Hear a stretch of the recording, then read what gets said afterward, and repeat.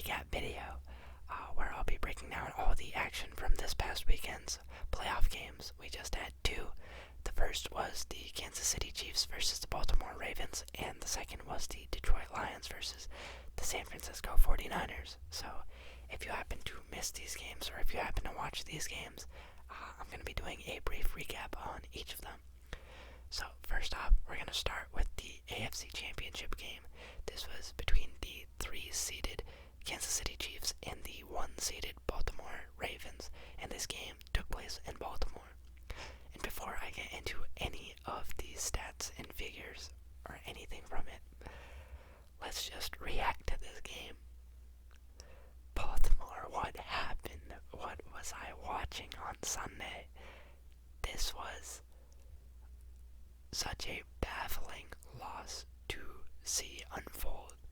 You have a team that has one of the best defenses in the entire NFL, led in pretty much every major statistical category, and you had the team that finished number one overall in the AFC. And what is their identity? It's the running game. I think the Baltimore Ravens finished number one in the league in terms of rush yards per game. Then they come into this game with the Chiefs, and they rush the ball like 11 times. I have no idea. Like, what was going on in this game? 16 times the Baltimore Ravens rushed the ball 16 times in this game for a total of 81 yards. What? Like, I understand that you guys were down, but you're averaging 5.1 yards per rush, and it's working.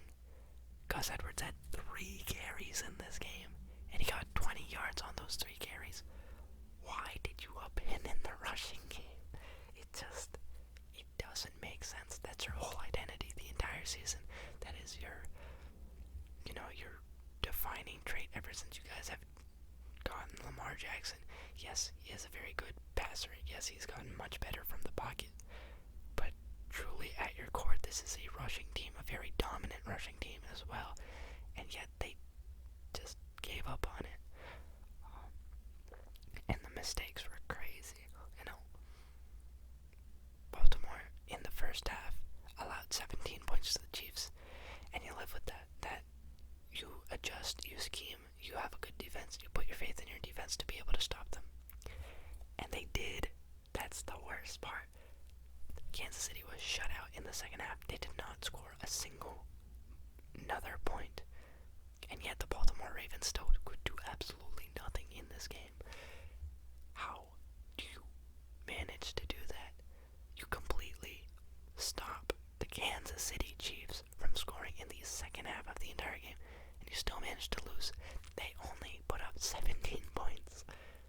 The last time that a team was able to put up only 17 points and win an AFC Conference Championship game, 2001. And you know who it was? It was the Baltimore Ravens. This is truly just baffling. I cannot believe the Ravens went out like this.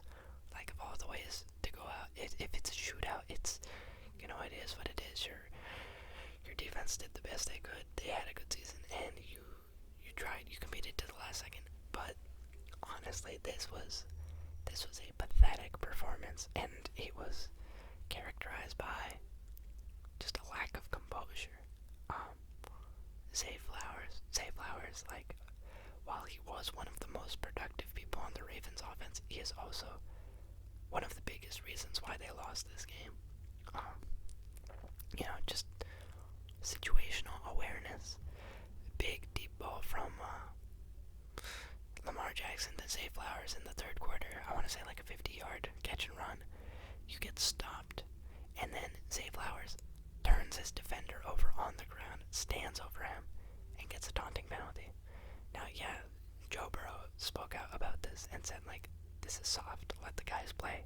Let the guys taunt. But that's the thing. He definitely was taunting. And if you know that that is a rule, why? Why are you? You're down in the game. You need to score a touchdown. you can save the theatrics for later, get a post-touchdown penalty or something like that. I don't know.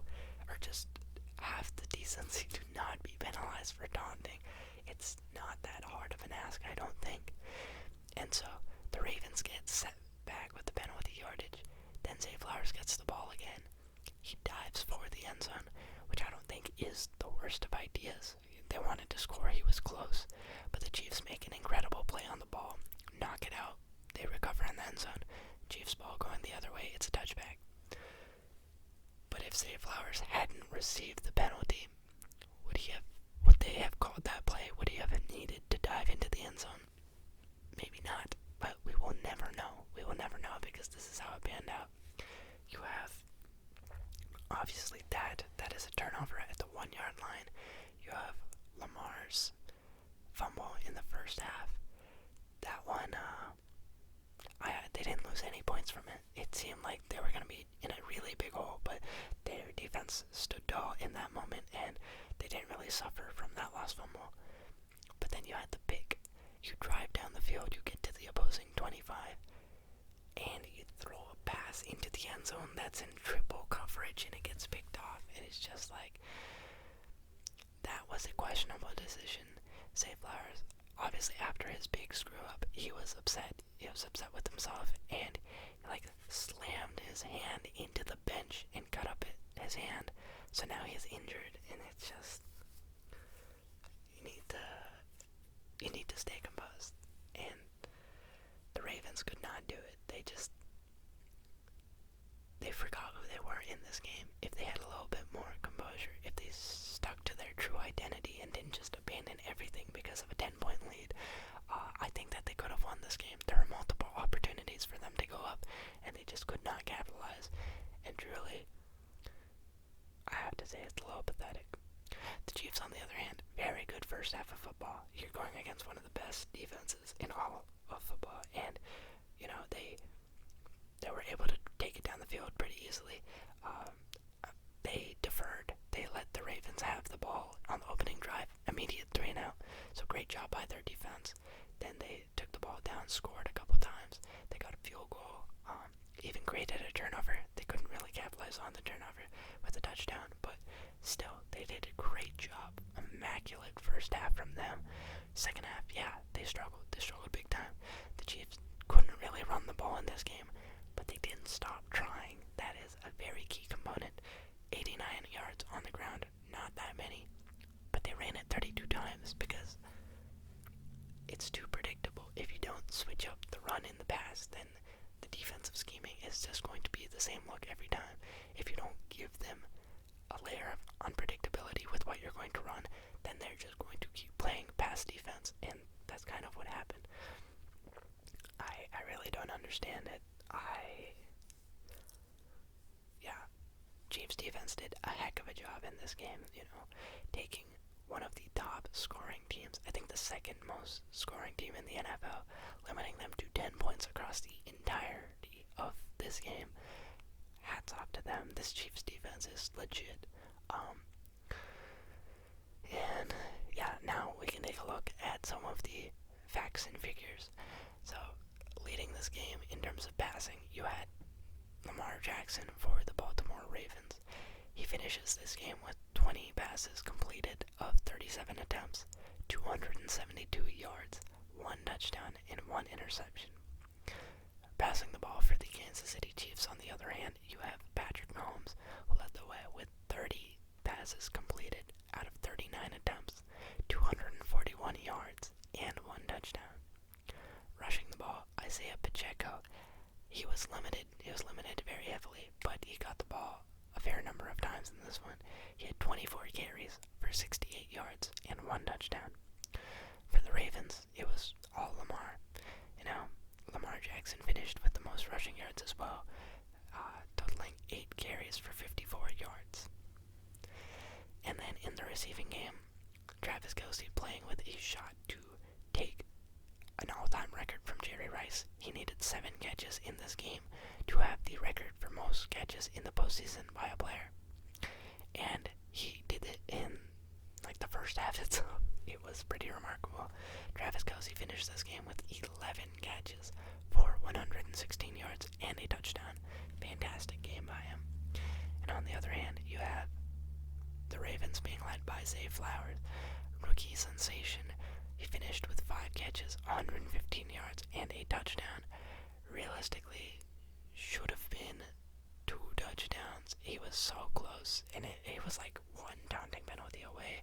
Obviously, you live and you learn. I don't want him to take this to heart and never hear the end of it. It happens. It happens. There are other chances for the Ravens to win this game, and this guy's a rookie. It's crazy that he has all this pressure on him to win the game and things like that. But realistically, he played his part. Even with the mistakes, they would be nowhere near the situation if he didn't step up. So he still had a pretty nice game. But yeah, looking at the total offense in this one, you have Kansas City putting up 319 yards of offense, whereas the Baltimore Ravens put up 336. So they actually edged the Chiefs out by a total of 17 yards. The turnover battle, I think one of the biggest, if not the biggest factor in this game. Kansas City, they played clean. They did not turn the ball over even once in this matchup, whereas the Ravens gave it away 3 times. Just uncharacteristically sloppy football late in the season. Honestly, I can't even say uncharacteristically. The Chiefs, come January, play some of their best football, and the Ravens, come January, play some of their worst. So this is typical of the Ravens, to be honest. But I just thought this year would be different. Time of possession in this game was a huge factor. You have the Chiefs holding the ball for 37 minutes and 30 seconds, whereas the Ravens held the ball for only 22 minutes and 30 seconds.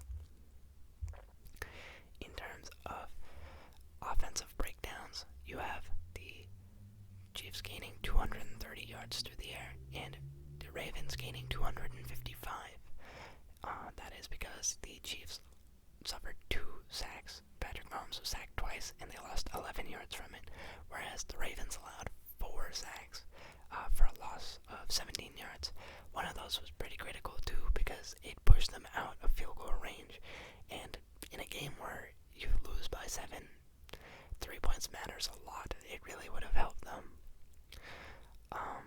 In terms of rushing the ball, as I said before, the Chiefs, they ran the ball 32 times for 89 yards, averaging only 2.8 yards a rush, whereas the Ravens rushed the ball 16 times for 81 yards, averaging 5 yards per rush.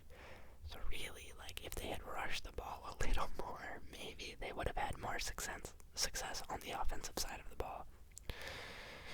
Go figure.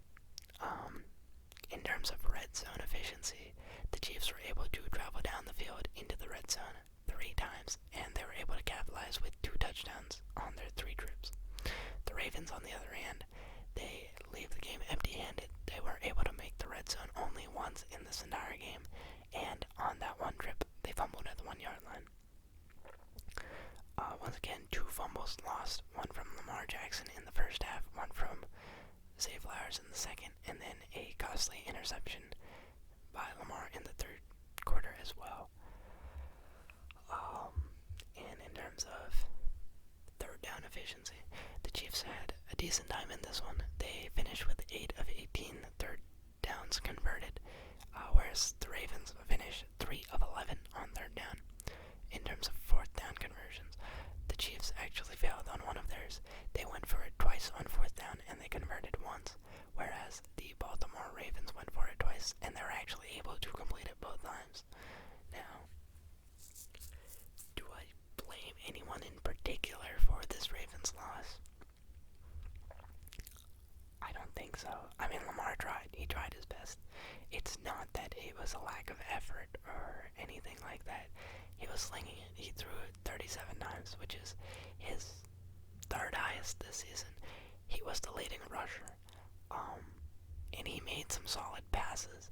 Yes, the interception was costly, but other than that, there weren't a lot of, like, really bad things. The fumble, I don't think was his fault at all. It was completely just blown up behind him. He had no idea it was coming, and it was a really wild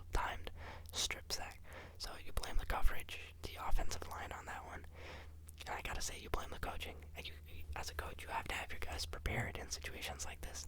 From what I can tell, Zay Flowers was not ready to play in this kind of game. Yes, production-wise, he did deliver, but just mentally, it got to him.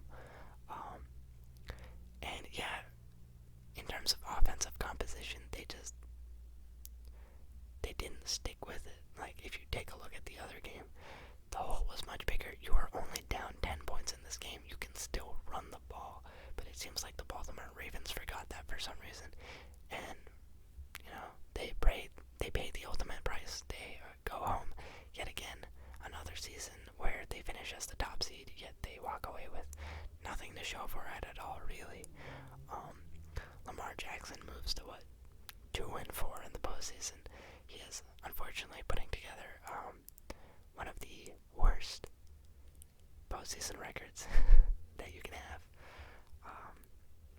And it's truly just a shame. A great season where they were on top, they dominated all year long, and they just let it slip by. Whereas on the Chiefs' hand, the AFC runs through Kansas City. It's been said before, it remains that way. Really, Patrick Mahomes, it was Tom Brady. Tom Brady was the kryptonite for him, the old vet, the GOAT. And other than that, Joe Burrow has had success in 1 year, and other than that, no one has been able to stop this man, Patrick Mahomes, and the Chiefs. So, it's still theirs, and they're here to remind us once again. Now, moving forward into the next game, which was between the Lions and 49ers. Actually, did I ever talk about the score? I don't know. The Kansas City Chiefs won this game 17-10, by the way. So yeah, just for me to mention that. Now we can move forward with the Lions and 49ers game. The Lions entered this game as the 3 seed, and the 49ers entered this game as the 1 seed, so this game was played in Santa Clara. Very similar. I guess I'll do a score breakdown. The San Francisco 49ers won this game 34-31, and it was a very exciting matchup. The Lions early on, first half, they had their way on anything, running the ball, passing the ball. They were shredding the Niners. They entered halftime up 24-7. It was looking dire. They honestly could have made it 28-7. Because they were at like the 2-yard line with 10 seconds left before the half, and they opted to kick the field goal rather than go for a touchdown there on 4th down. But the hole was giant, 17 points down going into the half. San Francisco received the ball at the start of the 3rd, and they were able to rally. They erased that deficit so quickly. I think it was in like 8 minutes in the 3rd quarter. Just a string of errors and self-inflicted mistakes by the Lions. Then at one point the Niners were up 10 points and the Lions tried to rally back, but there were only 3 minutes left. There was only so much time, and ultimately they could not convert the onside kick. So my reactions from this game: hell of a season by the Lions. When it's all said and done, no one expected them to get this far. No one really, I knew that the Lions would make the playoffs, but even then, I thought they were a wild card team. I thought that the division was going to be to the Vikings. To go from where you were last year, the last 2 seasons even, and make it this far, you finish as the 3rd seed. Realistically, you should have maybe even been the 2nd seed. To come into this game, play with their hearts out, really, they did what they did all season. They truly looked unstoppable in the first half. Then in the 3rd quarter, they slowed down quite a bit, and that's going to be where they have to reflect the most. But great season from the Lions. I hope that they're able to keep their roster. I hope that they don't lose too many of their coaches, because it was truly a joy to see Detroit have some success in the NFL for once. And I hope that they're able to put together a good run again next year. Obviously, you don't take it home this year, but it was still a very, very solid year for them. The Niners, on the other hand,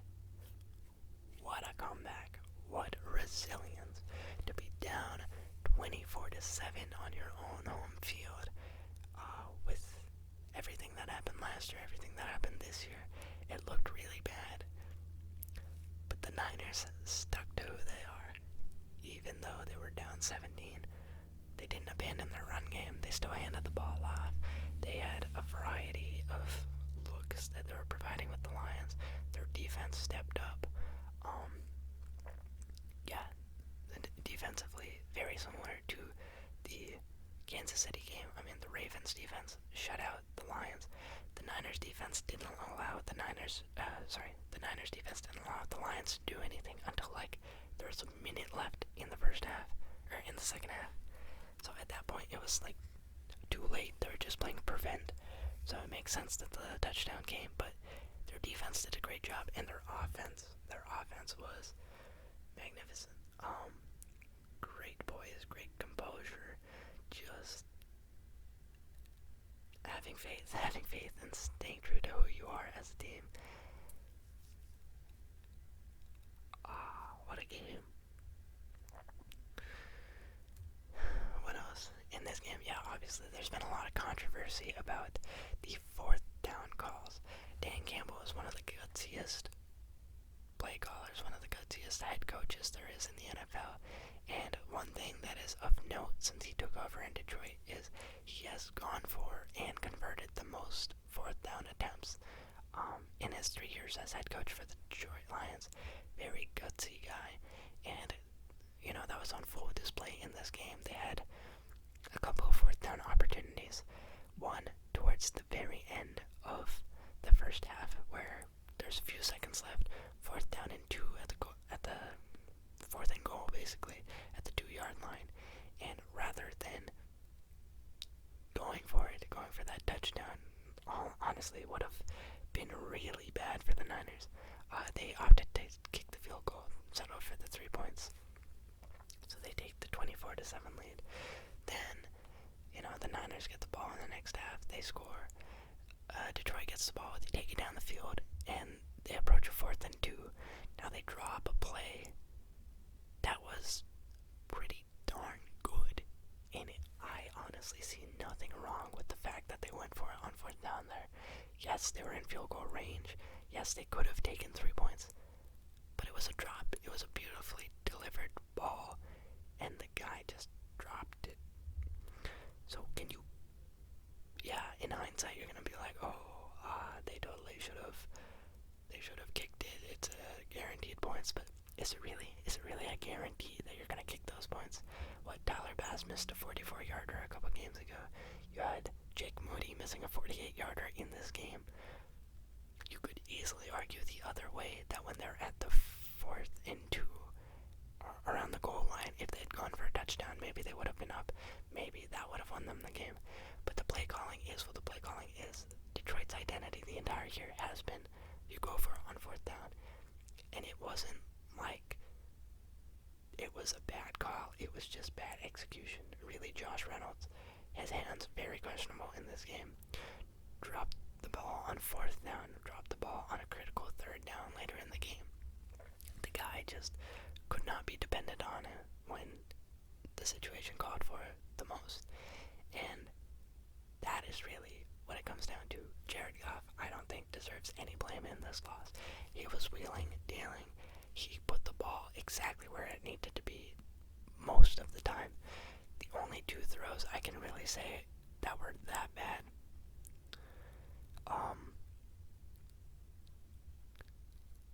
the first flea flicker that they threw, they had a toss, running back, a trick play, flea flicker, running back gets the ball, runs forward a little bit, throws it back to Goff. Goff threw it down the field. I think he was targeting Reynolds. Reynolds was a little bit behind the defense, but Goff just didn't put enough heat on the ball, and it was well short of Reynolds. But knowing what we do about the rest of the game, would Reynolds have even caught it if it was near him? I don't know. And then other than that, there was another pass late in the game towards Amon-Ra St. Brown, which was very low and not great either. But, a lot of really good passes from Jared Goff. One where he perfectly put it in the hands of Jamison Williams in the end zone, and Williams just could not hold on to it. And then those drops, the drops for Reynolds, they were solid balls. Like, they just couldn't really be placed in a better position. He just was unable to catch it, and those are the moments you're gonna look back on. I don't expect the Lions to apologize for going for on fourth down, because that's what got them to this point.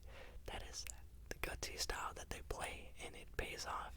And yes, this time it didn't, but most of the times, like, these guys were open, the ball got to them, and it worked. It's not like the 49ers defense collapsed them, they lost a couple yards. No, it was, had all the right looks, and it looked like it was going to work, and it just didn't, because the guy didn't catch it. So I feel like that's not really something you have to adjust for. I don't think you need to take the points. You did what you needed to.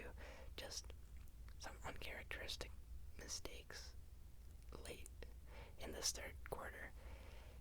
And yeah, the Brandon Ayuk pass interference catch, that is one of those where it's like the Jermaine Kearse catch in that Seahawks Super Bowl against the Patriots. A truly spectacular grab. I don't know how he managed to do that. San Francisco scoring on that drive, it's fine, it's whatever. Had he not caught it, I still think they would have flagged him for defensive pass interference. So San Francisco scores there. But the Jahmyr Gibbs fumble was truly crucial. If he doesn't fumble the ball, I don't even think that the game slips away. Just the fumbles and the drops. I don't think the play calling was that bad. It's these two things. You can't turn the ball over, and you can't, like, drop it. Yeah, I don't know if you can tell. I kind of did want Detroit to see the Super Bowl, just because they've never been, and they were having such a nice season. And as Dan Campbell said, I do think it's going to be much harder for them to come back to this spot next year. Obviously, you think you have all the tools and things like that, but the coaches are going to be out. You're going to have new personnel. Not everyone's going to buy in like the same way. Hopefully, they have the opportunity once again, but I just don't know. The 49ers, on the other hand, now you've been in this exact spot so many times. They made it all the way here last year with pretty much the same roster, but lost Brock Purdy, and the entire year they were left wondering, if we had our captain out there, if we had our rookie sensation throwing the ball, would we have been in the Super Bowl? And I feel like this answers that question. You know, back-to-back weeks, you're in the playoffs, you're playing at home, you're down a huge amount, or maybe not a huge amount, but you're down in these critical games, and having that QB, it outpaid off.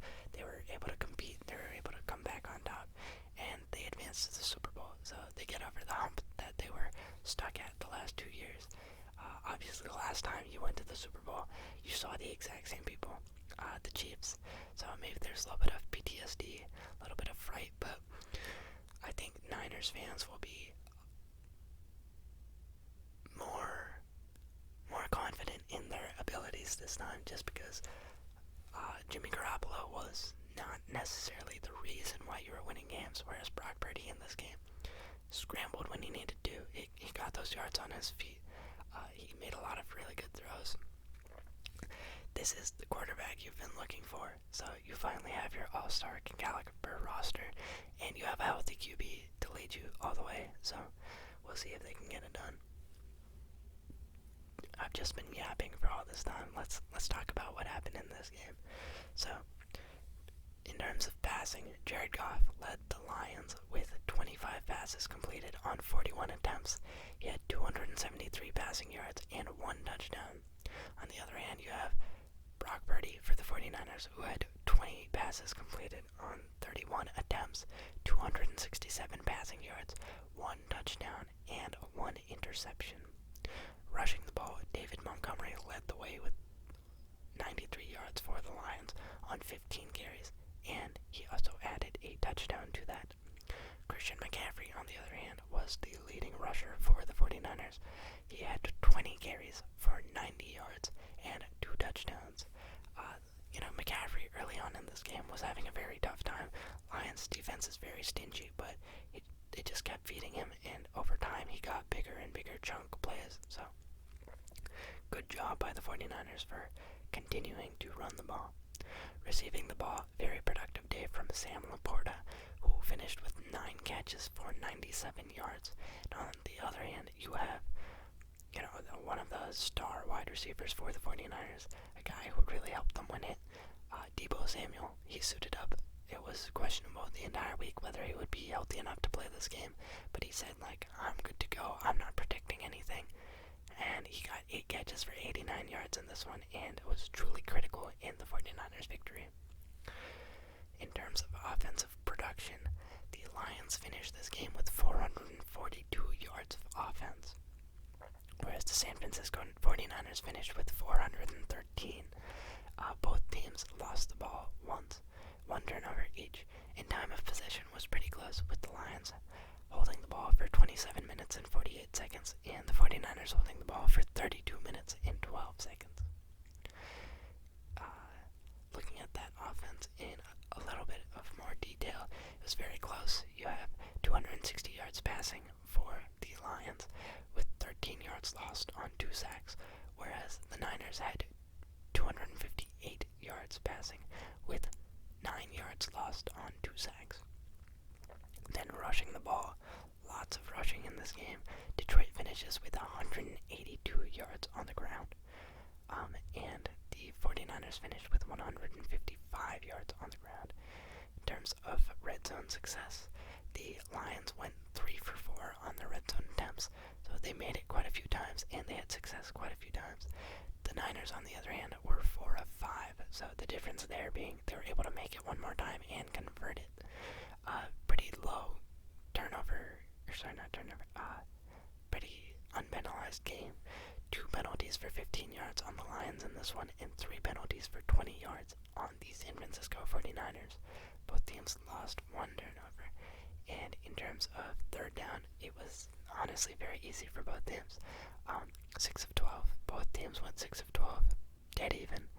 And in terms of fourth downs, the 49ers were 0 of 1. They went for it once. They were stuffed. And on the other hand, you had the Lions, who were 1 of 3. Actually, that 0 of 1 might be misleading. That could be the very last snap in the game. Not 100% certain. In which case, it doesn't really count. But yeah, the Lions go 1 of 3 on fourth down. It's not the end of the world. It could be worse, obviously. Anyway, there are a handful of plays where if it just one of them went differently, I think the Lions come out on top in this game. But the 49ers did an excellent job in the second half. They proved why they finished as the number 1 seed, and they have a very well-earned trip back to the Super Bowl. So, as I said before, this is a Super Bowl rematch. We didn't see this one too long ago. In fact, it was the COVID year 2020, which saw the Kansas City Chiefs face off against the San Francisco 49ers, and the script repeats once again. I can't recall the last time that 2 teams matched up in the Super Bowl,